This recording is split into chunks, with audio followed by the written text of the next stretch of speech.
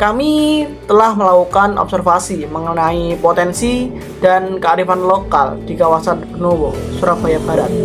Dalam penelitian ini, kami mengeksplorasi berbagai aspek, mulai dari fasilitas olahraga di Gelora Bung Tomo, tambak garam di sekitarnya, hingga inovasi pengelolaan sampah di TPA dan PT LSA Benowo. Melalui video ini, kami akan memberikan gambaran singkat dari hasil observasi kami. Kawasan Gelora Bung Tomo merupakan kawasan olahraga terbesar yang ada di Surabaya. Tidak hanya sebagai stadion utama, di sekitar Gelora Bung Tomo terdapat banyak fasilitas lain, seperti Bung Tomo Sport Center dan juga sirkuit balap motor. Di Bung Tomo Sport Center juga terdapat berbagai event seperti futsal dan acara indoor lainnya. Fasilitas ini menjadi daya tarik bagi masyarakat kota Surabaya baik untuk olahraga, untuk wisata, maupun untuk kegiatan ekonomi. Dan tambak garam di sekitar kawasan sana itu menjadi mata pencaharian atau lapang kerja dari masyarakat sana.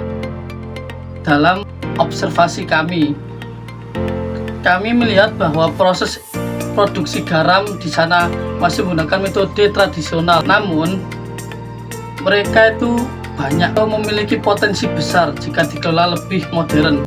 Lalu Benowo juga memiliki salah satu fasilitas pengelolaan sampah terbesar di Surabaya, yaitu TPA Benowo. TPA ini berperan penting dalam menampung dan mengolah sampah kota Surabaya.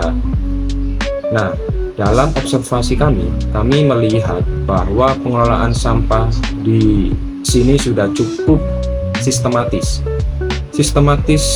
Yang dimaksud adalah pemisahan sampah organik dan anorganik, serta adanya program daur ulang untuk mengurangi dampak lingkungan. PLTSA Benowo.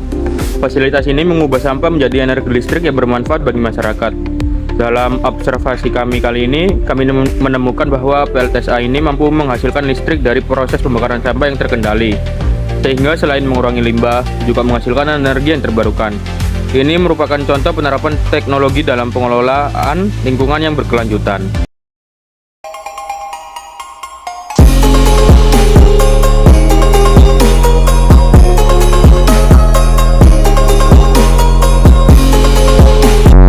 Yang bersama Mas siapa di sini? Mungkin ini Mas, kami dari UPN Veteran Jawa Timur ingin bertanya kepada Masnya terkait GBT ini.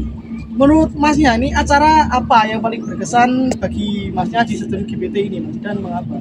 Sebagai warga Gresik yang sebelah timur yang berdekatan dengan wilayah Surabaya, lalu menurut saya yang paling berkesan itu ya Persebaya. Stadion Persebaya gitu Mas? Iya, setiap Persebaya masih berkesan. Nanti yang bisa dibapak Surabaya, Surabaya kata. Iya gitu Pak. Yuk kita lanjut ke pertanyaan kedua Pak. Bagaimana Masnya ini melihat dampak acara di stadion GBT terhadap ekonomi lokal? Kalau ekonomi lokal menurut saya ya bagus, karena bisa menunjukkan UMKM dari orang-orang di sekitar wilayah stadion GBT.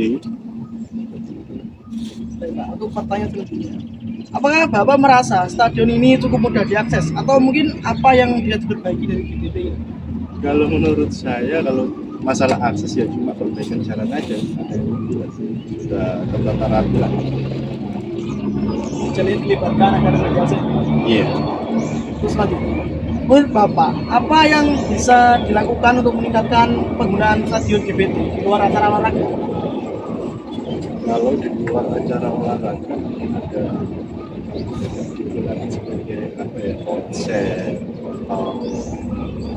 ya seperti itulah acara-acara yang lain seperti konser itu. Itu mungkin yang terakhir Pak pertanyaannya. Apa tantangan yang menurut Bapak lihat dalam pengelolaan stadion GBT itu? Mungkin dari segi perawatan sekitar lah, kurangnya pegawainya atau seperti apalah. Seperti itulah. Baik Pak, terima kasih atas waktunya mau diwawancarai